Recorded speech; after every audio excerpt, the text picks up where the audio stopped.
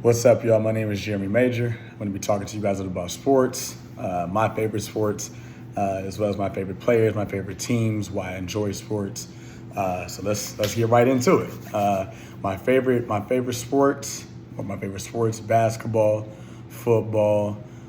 Played soccer. Soccer was cool. It's a little too fast for me. It's a little too fast, and I couldn't use my hands. I want to use my hands. I cannot. My feet are good, but I got to be able to use my hands when I'm playing other sports. But those are definitely my two sports. I also played basketball in college and also played overseas, which was pretty cool. That was a pretty awesome experience. I played in the country of Cyprus.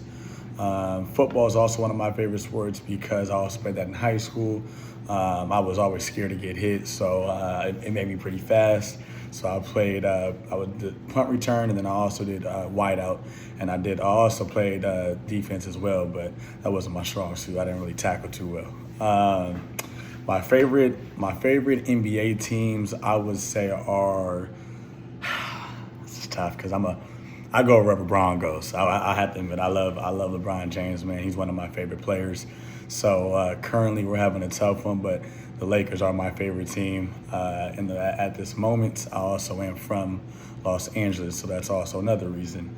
But with that being said, when LeBron was with Cleveland was my favorite team. So you guys get the vibe. For football, my favorite team in the NFL is I actually don't have one. I enjoy watching football. I probably watch more college football than I do anything. But I did watch that, the Los Angeles Rams got a championship this year. So that was pretty cool. My favorite player in the NBA, yes, I would say players for me. LeBron's for sure one of my favorite player.